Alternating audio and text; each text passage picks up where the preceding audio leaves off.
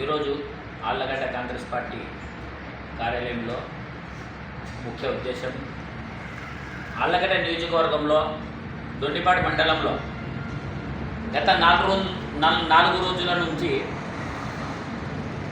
ఉద్యోగాలు ఇస్తారని ప్రజలను చాలా వరకు డబ్బులు తీసుకొని ఒక్కొక్క వ్యక్తి కాడ 3,50,000 వసూలు చేసి ఈరోజు టీడీపీ వాళ్ళు మోసం చేసినారు ప్రజలని, వైసీపీ వాళ్ళు టీడీపీ వాళ్ళు చేసినారని ఒకరి మీద ఒకరు నిందలు వేసుకుంటూ ఆళ్లగడ్డ తాలూకాలో ప్రజల ఇష్యూను గాలికి వదిలేసి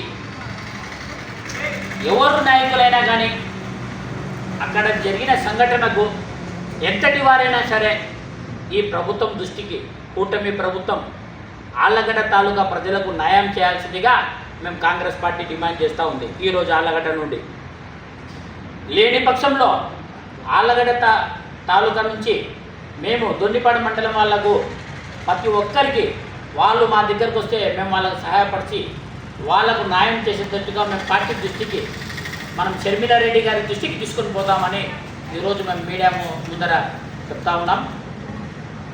ప్రజలను కేవలం ఈరోజు ఎంత అన్యాయం జరుగుతుందనేది ఒకసారి ప్రజలు కానీ ఆళ్లగడ్డ ప్రజలు కానీ ఆలోచన చేయండి. ఎటువంటి జాబులు ఇస్తారు, ఆ స్కీమ్ ఉంది, ఇవి ఇస్తాము అని తొందరగా పోయి మీ బురదలు ఇరుక్కోకుండా మీ వ్యక్తిగత మీరు పనులు చేసుకొని మీరు బాగుంటే బాగుంటుందని కాంగ్రెస్ పార్టీ నుంచి భావిస్తూ ఉన్నా. జై కాంగ్రెస్.